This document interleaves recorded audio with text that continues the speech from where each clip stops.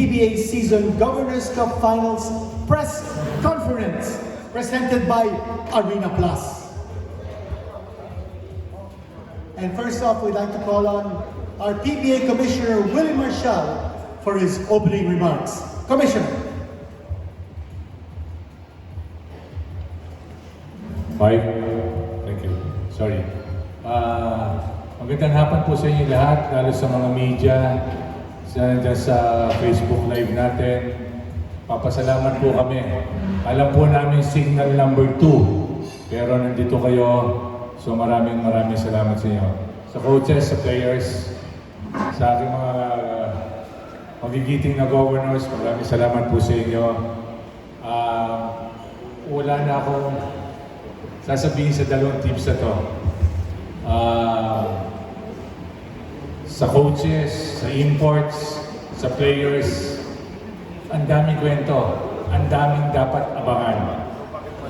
Yan po ang mabibigay natin sa mga fans. Itong matchup na to, hanggang sa management. Nandito ang chairman ko, Chairman Ricky Vargas, Vice Chairman ko, Al Francis Chua. So, all out na to. At maraming salamat sa inyo. Maraming salamat, Commissioner. We can now call on the PBA Chairman representing TNT in the Board of Governors, Chairman Ricky Vargas.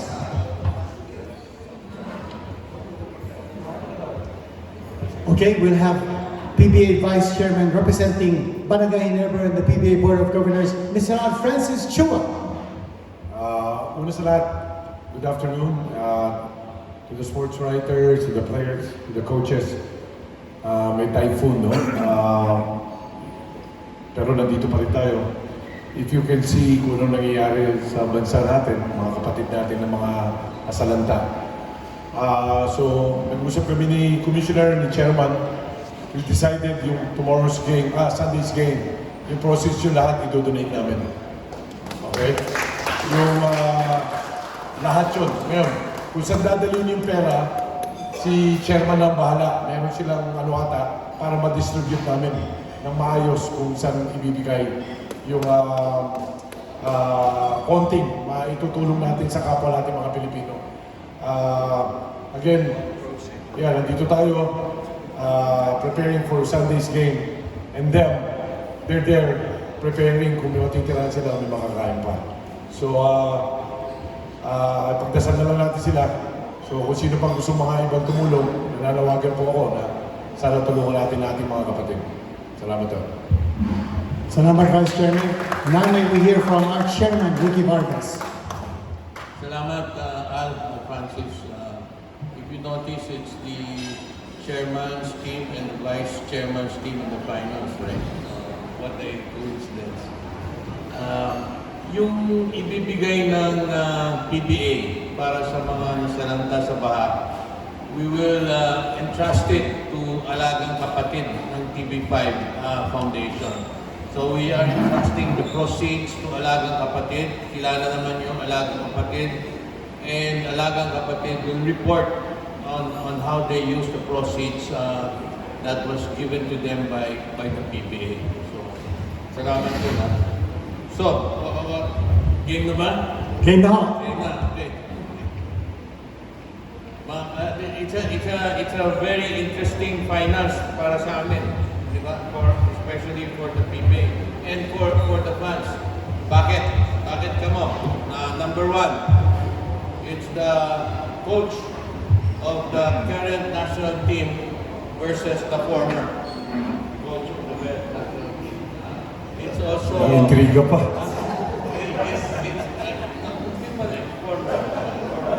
At saka, it's the import of Jordan versus the import of the Philippines. Right? Both of them best import of it is about the defending champions against versus the darling of the crowd. Yun, exciting. It's also a conference where Ginebra and Tnt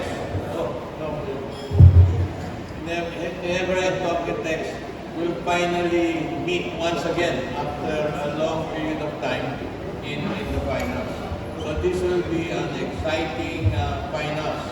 Now, sabi ko sa inyo, di ba, nung nag-umpisa yung conference, sabi ko, normally when you start the conference, you have a press con also. Normally when you have a conference, you also have a press con that you tinatanong ninyo kung ano ang prediction, di ba? Ano ang prediction? Who are the favorite team? At that time, Tnt was not mentioned as often, as much as it was mentioned in the beginning. But I did say that I think Tnt is the favorite team, if you remember that. So, and today, we are in the finals. It is also about two teams, yung never say die team, di ba? Never say die team versus a team that sinasabi nilang no excuses. Excellent. We just play without any excuses. We play our best. So that's where we are. Yun ang naging team ng Tnt.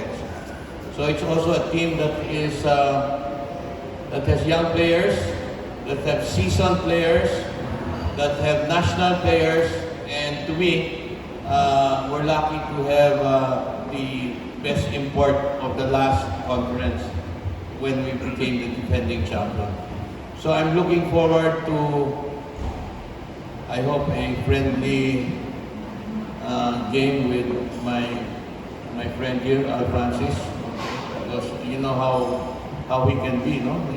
How excited he can be, and we look forward to giving the fans the best of basketball each team can give. So inaanyayahan ko kayo lahat to watch Tnt and to watch Ginebra fight it out for the championship. So no excuses, we will play our best. Go TNT. Maraming salamat, Chairman. Any comment from our Vice Chairman, Francis Chugo, on this series? Kakampihan ko na lang si Chairman. Daming sinabi. Kakampihan ko na lang. Hindi, it's about, two coaches, two great coaches. Maglalaban maganda yan, no? Because magbabasahan ng depensa, adjustments and everything. Because they know each other. Yun ang magandang laban dyan. They know each other. They know their style. So, magandang palaisipan. Okay? And parehong may national players and yung some of the players from Tnt and Ginebra, they're friends. Katulad si Scotty, saka si Ugdana, yung mag-boyfriend, medyo okay sila, no? And sa Sunday, matutuwa sigurado si Chairman. Maglalaro silang maraming fans. Kasi Ginebra ang laban. Yan na, nadamay ko na kayo. Sa lahat po ng mga fans ng PBA, iniimbitahan ko kayong manood ng laban namin with Chairman Tnt and Ginebra. Magandang laban po to dahil parehong magagaling na players, parehong magagaling na import, magagaling na coaches. Sana po gumanda ang panahon para mapuno po tayo. Maraming salamat daw. Maraming salamat, Vice Chairman. Nga pala, nagpapasalamat ako sa Arena Plus na maliban sa ibibigay natin proceeds doon, baka ang Arena Plus magdagdag pa. Sana. Okay, maraming salamat, Vice Chairman. And before we ask the coaches and the players to respond and give their comments on the upcoming finals, we'd like to acknowledge the presence of several VIPs in our midst. First, the head of channel management and programming of Signal TV, Miss Risa Gilas is here with us. Hi, Risa. We'd also like to acknowledge the presence of the opposing team managers from TNT, actually the defending Governor's Cup champion coach, George Lastimosa is here with us. And from Barangay Ginebra, the team manager, Ray Boy Rodriguez, nating mataling kakaibigan. We also have with us the members of the PBA Management Committee. So we'd like to greet all of you, Dave, Mitch, and the rest of the gang. Maraming salamat. And to all our friends from media for braving the rains to be here with us for this very important press conference. Okay, now let's turn you over to our coaches. Magandang laban ito because as the Commissioner said, and as Chairman and Vice Chairman said, this isn't just about the players, this isn't just about the teams, it's also about the opposing coaches. Chot Reyes was once the assistant of Tim Cohn at Alaska, and Tim Cohn was once the assistant of Chot Reyes with Gilas. They have faced each other in 6 PBA finals in history, and the record is 3-3. So this is a tiebreaker. Both these teams have won 3 finals each from each other. Meron din akong sasabihin sa inyo. Ito pinag-aralan ko to, so please bear with me. May trending po. The first championship won by both these opposing coaches. They faced off in the 1994 Commissioner's Cup. Nanalo po Chot Reyes over Tim Cohn. That was Pure Foods over Alaska. And then 1996 All-Filipino. Tim Cohn over Chot Reyes. That was Alaska over Pure Foods. Then next 2002 All-Filipino. Chot Reyes over Tim Cohn. Coca-Cola over Alaska. And then 2003 Invitationals Cup, that was Coach Tim over Coach Chot, that was Alaska over Coca-Cola. Then 2008 and 09, that was in the Philippine Cup, it was Chot Reyes with TNT over Alaska. And then finally, the last championship confrontation between these two was in 2012 Commissioner's Cup in Game 7, BMEG beating TNT, that was Tim Cohn over Chot Reyes. So ang trending natin, nauna Reyes, tapos Cohn, tapos Reyes, tapos Cohn, tapos Reyes, tapos Cohn. Ngayon, we are going to number 7. Naku, trending. Ewan ko lang if it will be Coach Chot Reyes' turn or maybe it will be a second straight victory for Coach Tim Cohn. Okay, let's turn you over now. First of all, to TNT head coach Chot Reyes. Thank you, Benito. Before anything else, our prayers go out to mga kababayan natin, especially up north sa Bicol region. And we'd like to activate Cap Japet and LA. Sa Gilas, we have a tradition. Basta meron ganitong sakuna, there's a typhoon or earthquake, the players are always give in and they always contribute. So gawin natin ulit, Jap and LA from Gilas. Yeah, so palagi nagko-contribute ng Gilas, we give it straight to Alagang Kapatid. Palagi yan. So we will do that again this year. With regards to these finals, well, contrary to what Kenito said, I don't look at the trends. I don't look at the past. For me, it's just about what's in front of me right now, the present. Just very, very happy to be here, playing against a tough team, an excellent coach, and I think in the end, makakatalian sa how the players execute and the team that's able to exert their own style and their style of play and their will on the basketball court. So I know there's a lot of talk about me and Tim, but I'm sure he will agree in the end the players are going to determine this. The players are going to determine what the outcome of the series is going to be. So on that note, I think it's best silang kausapin nyo because they will be the ones out there in the hard court. Maraming salamat and we look forward to this. Thank you, Coach Chuck. Last championship to Coach Chuck, 2021 Philippine Cup. Now we turn you over to the Barangay Ginebra coach Tim Cohn. His last championship was in 2022-23 Commissioner's Cup. That was when Barangay Ginebra beat Bay Area in a series that went 7 games. Coach Tim.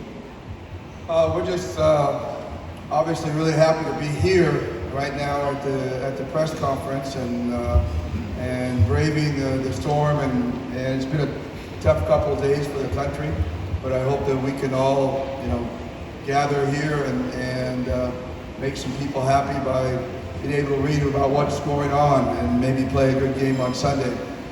In the meantime, I always believe that if you work so hard to get to this point, and now it's almost like a do or die, and it's going to be really disappointing for us as an organization, if we don't win this after getting this far, if we do win it, we're going to be really ecstatic to win it. So, you know, that's just kind of where we are right now, and I think our players are ready, and I'm sure that Talking Tex is ready, and it's kind of like, you know, can't wait to get it on. But I think the week off that we've had, I think it's been good for us and for Talking Tex. You know, we're going to be refreshed. We're going to have extra time to prepare, and that should lift the level of the players once the series starts. And I think that's been a really good development, having this break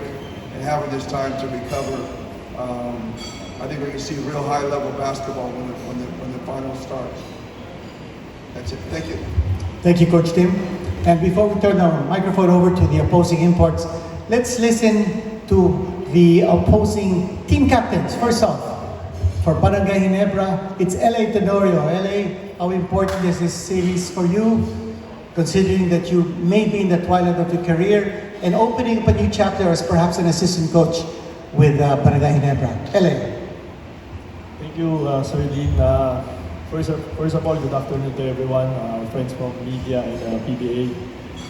Sa lahat ng mga nanonood online, good afternoon sa inyo lahat. You know, I'm just happy again to be back in the finals. To be still part of the Ginebra team and to be part of this finals. Sobrang I feel blessed, after everything happened to me. And now I'm still here, you know, and have the opportunity to witness, you know, the greatness of the simula tayo sa coaches, diba? Kay Coach Chot and kay Coach Tim. I know how Coach Chot, you know, he's a great coach also. I've been with him. Matagal din kami nagsama sa national team, and of course kay Coach Tim. So to witness that, sobrang blessed ako, and of course to witness two great imports, no? With RSJ and of course Justin. Sobrang blessed lang ako, and I'm excited. I'm excited. It's a different, role for me this time. First time to be in the finals, to have a different role in the team, and I'm excited also for that. And of course to our players, to my teammates who's playing, and to our younger players, part ng team namin, excited for them also. So, just feel blessed and happy to be in front of you again here in the press con. So, looking forward to great games ahead of us this final series. And I'm sure mag-enjoy lahat ng mga fans. Maraming salamat. Maraming salamat, LA. And now let's listen to the team captain of TNT, RR Pagoy. RR, nagkaroon ka din ng comeback sa iyong career, but now you're playing like never before. You're playing at an extremely high level. What does it mean to you ang TNT humahabol sa kanilang 10th overall championship? First of all, magandang hapon po sa inyong lahat. Sobrang blessed din ako kasi yun nga, galing din ako sa layoff, na nagka-injury ako, but sobrang blessed ako na nakabalik ulit dito sa finals, and 100% na din ako. So sobrang blessed, and sobrang blessed din kasi yun nga, aiming for, 10th championship, no? 10th championship. Kasali ako na mag-i-aim doon sa pang-10 championship ng Cometex. So sobrang blessed talaga ako. Thank you. Maraming salamat, Roger. And now let's turn the microphone over to RHJ. Hollis-Jefferson, 29 years old, playing in his third PBA conference, already has won one championship, one Best Import award. He brought Jordan to the silver medal in the Asian Games. RHJ, of course, you've had your battles with Justin Brownlee. I've counted how many games you've faced off against each other. There are 9 games, 7 in the last Governor's Cup and 2 in the Asian Games. The record shows you've won 6 out of those 9 games, and Justin won 3. What can you say about these finals and your matchup against JB? First, I want to say I'm still not over that loss. He lost versus Jordan. No, so on a serious note, I think he's a phenomenal player. I think he's an even better person. I'm sure his teammates, his coach, anyone who's been around him can attest to that. I'm a competitor at the end of the day, so I look forward to every time we match up against each other. We're going to give our all. We're going to work hard. We're going to make it exciting. Something to look forward to at the end of the day. You guys are going through a lot as a country. And at the end of the day, it's just basketball. It's just a game. So we want to put some smiles on people's faces. Make it a little bit easier for y'all. Make y'all happy. So that's what I gotta say. Thanks very much, RJ. Now let's bring the microphone over to Justin Brownlee. Has won 6 championships in the PBA. This is his 11th conference. He has won 3 Best Import Awards. He's won 4 championships in the Governor's Cup, 2 in the Commissioner's Cup. JB, you're ranged against an import whose style is very different from Anosike of San Miguel Beer. What can you say about your adversary, RJ, and the battles you've had with him? Yeah, he's tough, and thank you for the words, RJ. But the feelings are mutual. He's an incredible competitor, a great player. Throughout his professional career and amateur career, he's been great. So, I got a lot of praise for him in that regards. But with the series, we're gonna come in and just try our best. We've been working hard. I'm really excited for the younger guys who haven't been in the finals. They've been working hard this conference, and just been building up to this point. And we feel very confident where we at. So we know it's gonna be tough with TNT and Coach Short. He's gonna have those guys ready, but we're just looking for a hard-fought series and trying to do whatever we can to come out on top. Thanks, JB. And now, the other players on stage. We'll start off with JP Era. The microphone, okay. Unang-una po, ang ganda ng nilalaro mo. Nasa starting lineup ka ng TNT ngayon. At yung karelyebo na coming off the bench for you is Kelly Williams. How important is that meron kang isang maaasahan na kakampi coming off the bench? And what has happened to your game because all of a sudden, bumalik yung sigla at saka bumalik yung numbers na binibigay mo sa playoffs for TNT. JP. Good afternoon po sa lahat. Unang-una, just to make things clear, ako po yung karelyebo ni Kuya Kelly. So, na-injured siya nung start ng series namin against Ross. So, for me, being a player, I'm just always ready lang kung ano man yung mangyari sa team ko may injured man. So, ang mentality ng team namin is next man up palagi. So, yun, na-injured si Kuya Kelly. So, nabigyan ako ng opportunity to play more minutes and then yun, hindi ko sinaya yung chance na binigay sa akin ni coach ng mga teammates ko, ng coaching staff. So, ginawa ko lang yung I stick to the system na gusto nilang gawin. And then, give more effort. Kasi, syempre, gusto rin namin manalo, di ba? Hindi naman to surprise na nandito kami sa finals. We work hard for this and we're willing to give more para manalo. Okay, thank you, JP. Kay Calvin naman. Calvin, dito sa ating conference, hindi pa nagtatapo TNT at saka Ginebra. Kasi yung TNT nag-number 1 sa Group A, yung Ginebra nag-number 3 sa Group B. Ngayon lang kayo magkakatagpuan sa finals. How excited are you na makakalaban mo sa finals ay Ginebra? Good afternoon po sa lahat. Excited syempre. Yung nga sabi ni Poy, we work hard for it. From the beginning, ito talaga yung mindset namin na mapunta sa championship. And in the beginning of the conference, ito naman talaga yung goal ng every team na makapunta sa quarters, semis to finals and makuha yung trophy. And excited ako kasi I'm gonna face my coach sa Gilas and I'm with my former coach sa Gilas din, si Coach Jot. And Rodney, balik lang. Kasi di rin kami nakapasok last conference. So, excited ako na sa game 1 pa lang finals. Okay, maraming salamat, Calvin. Pakinggan naman natin the first player to report sa ating press conference ngayong hapon. Also, the first, he stayed in his first finals at sabi niya kanina, he will also win his first championship. Stingray ng bata. Magandang hapon po sa lahat, mga friends natin from media and PBA fans na nanonood po sa atin live. Finally, a dream come true for me na makatungtong sa finals, and hopefully itong first PBA finals appearance ko,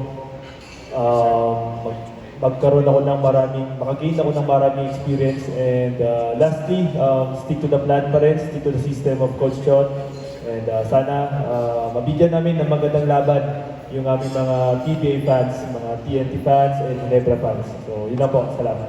Maraming salamat, Stingray. At yung microphone, pakibigay kay Stephen Holt. Ngayon naman, doon tayo sa kabilang panig. Stephen Holt, he came from St. Mary's College in the US. Yan po ay Christian Brothers School kanya. He's cheering for Lasal. Tama ba yun? Stephen, you're cheering for Lasal in the UAP, right? Absolutely. Okay. Stephen, this is your first finals appearance in the PBA. How excited are you? You played for a different team previous season. Now you're the Barangay Ginebra. You're playing for the fans. You're playing within the system. And many times, you're also defending the import. What do you see in this finals? Yeah, firstly, it's a tremendous experience so far.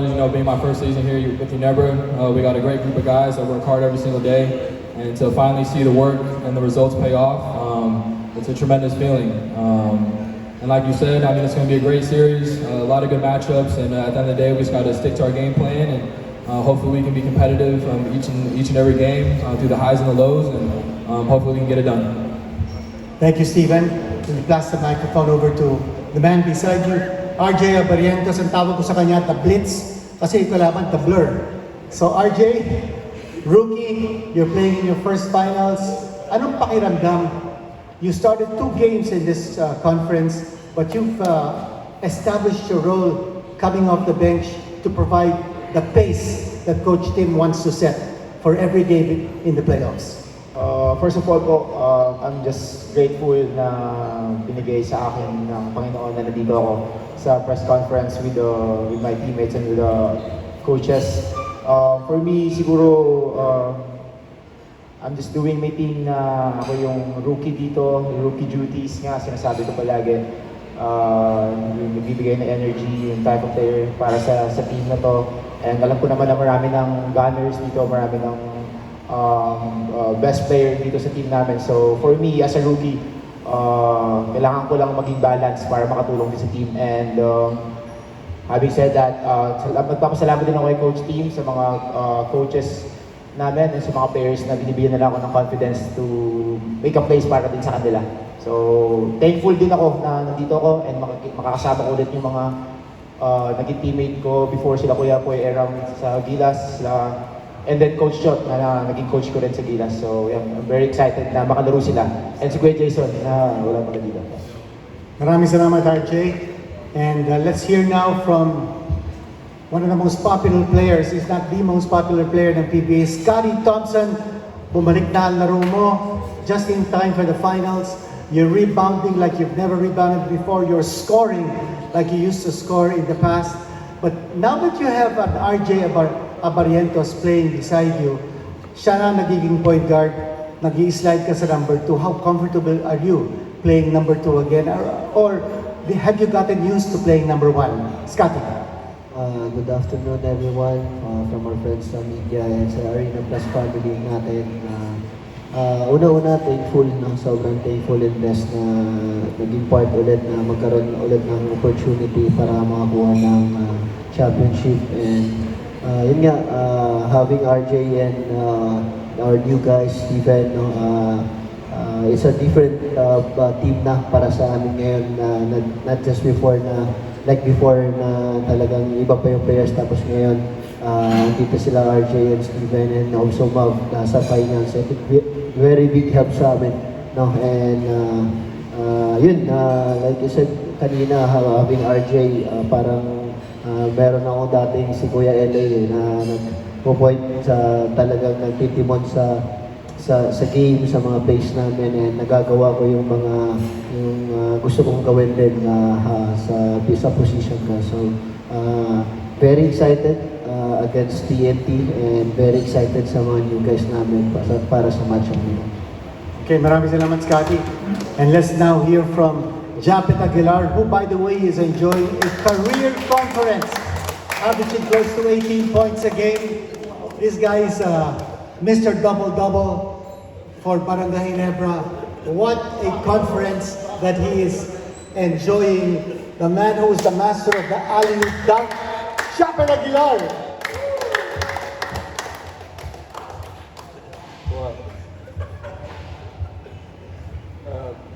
Good afternoon, guys.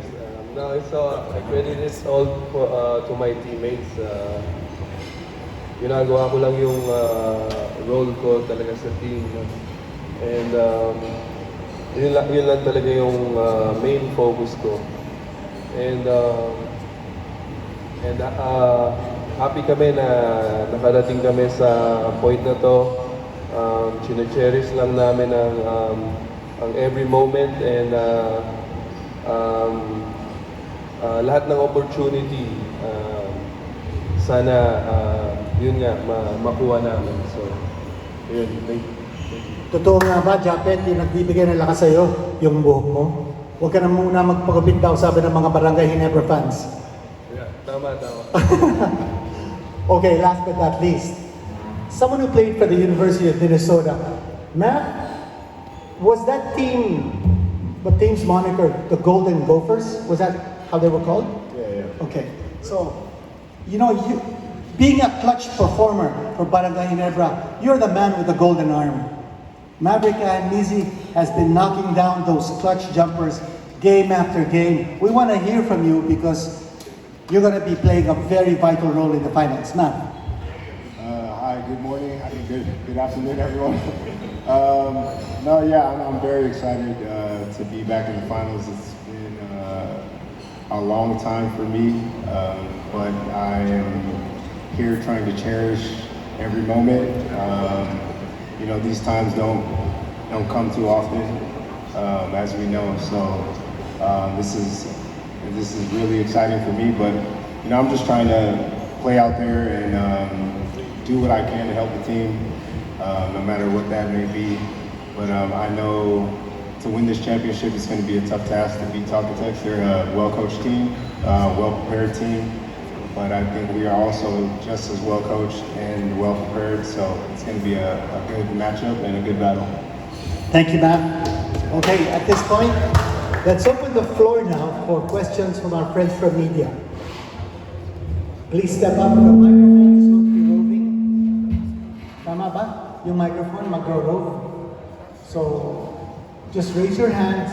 The microphone will go to you, and then please identify yourself, your affiliation, tapos to whom you would like to ask your question. Go. Hi, good afternoon, gentlemen. This question is for RJ Abarientos. RJ, I've already asked you this after Game 6, but I think now's the perfect time to ask it to you again. Can you just talk about your history with Jason Castro? You haven't played with him in this conference yet, but now you're about to face him in a best-of-7 series. So, just your emotions before you get to face him in this best-of-7 series, and the history you have with him in Gilas. Like I said, napapanood ko lang si Kuya Jason Castro. Siguro way back high school ako or college, and then now sobrang nakaka-overwhelm lang na ngayon makakalaban mo siya, and hindi lang makakalaban, magkalaban pa kayo sa final. So sobrang thankful ako na isa sa makaka-match up ko sa TNT. And like Kuya LA, siguro ganun lang din naman yung respeto na binibigay ko lang din sa mga players like Kuya Jason. So sobrang thankful lang ako na makalaban siya.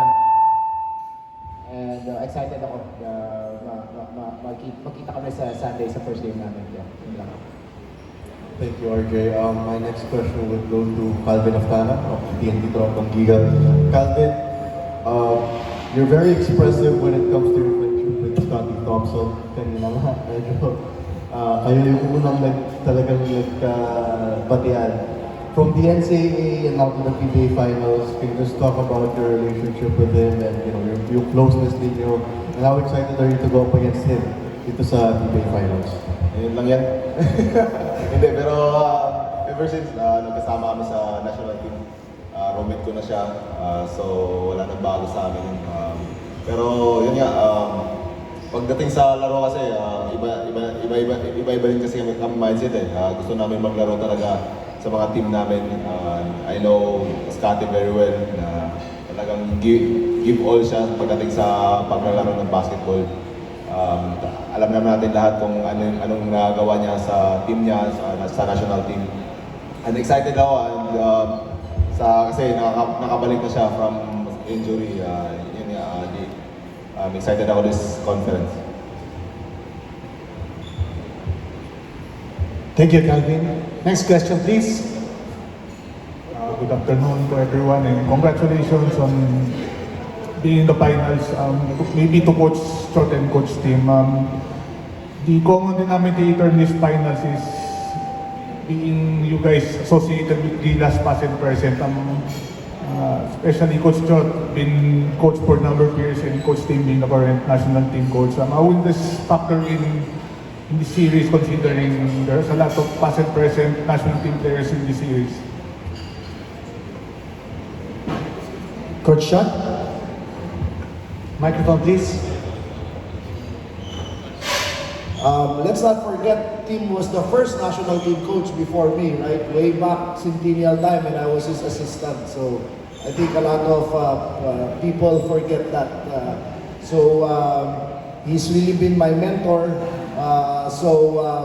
Throughout our time coaching, but in the end, I have developed my own style. He has developed his own style and philosophy.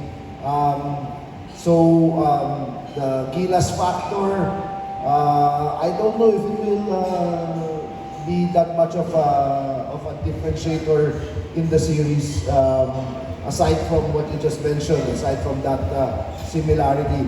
But other than that, I'm approaching this series as TNT, and I'm sure Tim is approaching the series as Ginebra. After the series, we can all go back to being Gilas or former Gilas, but for the series, this is TNT and Ginebra.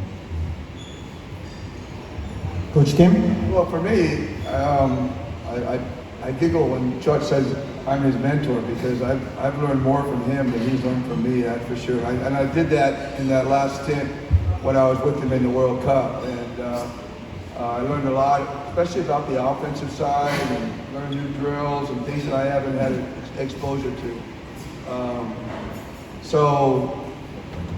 I think the familiarity will play in the series at some point, just because, he knows what I like to do, and I've learned, what he likes to do.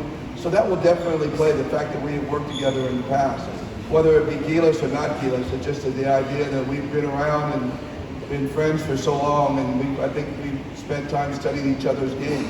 And Chot is really correct in saying that even though we kind of grew up together in basketball, because we were both very, very young when we started back in 1991. But we were both really young back then, and so we were, kind of growing together as basketball coaches, and we took different paths, and we have very distinct systems, and they're kind of like almost polar opposite type systems. So it's just going to be an interesting contrast. But Chud said it earlier also. It's going to come down to. It's not going to come down to me and Chud. It's going to come down to Ronde and Justin and the players around them. They're going to be the ones to decide this series, and that's how it should be. And I'm going to have a lot of fun watching Ronde play. The style of play he plays is really fun to watch, and watching Justin in our system is going to be fun for them. So I just think it's really a match made in heaven, and I think fans are going to have a great time watching this series. Wala na question. Bubulahan lang dito eh. Diba? Tama na, tigil natin. Gusto mo lipat natin sila ng table. Parang boyfriend-girlfriend lang, nag-aaway eh. No. Okay na, pack up na, pack up na. Okay na ba? O, meron pa? O, may pahabol pa, Vice Chairman, may pahabol pa. Men. This question is for Coach John. After manalo yung Ginebra over San Miguel, na-mention ni Coach Tim yung what's different now with TNT is yung defense. What's your response to that? And yung next question ko, ano naman yung nakikita mong different ngayon sa Ginebra with Coach Tim na you're concerned about? Well, in the preseason, we really made it a conscious, intentional effort to focus on defense because when we analyzed our past performance, that was our weakness, our inability to stop other teams. So we really made a concerted effort to make defense our DNA. So I think the results so far have shown that our efforts are paying off. In their style of play, Team Cone used to be Ginebra used to be the team that takes the fewest three-point shots of any team in the league, and now they're the number one in the league in three-point shooting and four-point shooting. Of course, Justin and Mav have a lot to do with that, and Ronjay.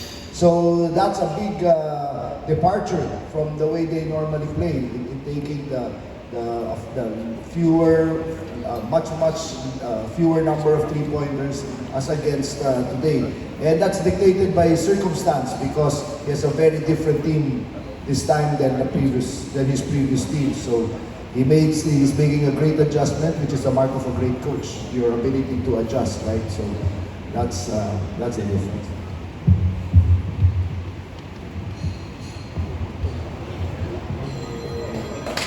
Any more questions? Questions? Meron pa ba? May pahabol pa? Wala na? Pero mo? And if there are no more questions, again, Itong na kayo, di ba? Kasi na umuwi. o bago tayo magtapos, again, we'd like to thank Arena Plus for making this press conference possible. Maraming salamat, Arena Plus, for your support for the 49th season Governors Cup Finals press conference. Okay? Ready na? Bago tayo kumain, meron tayong photo.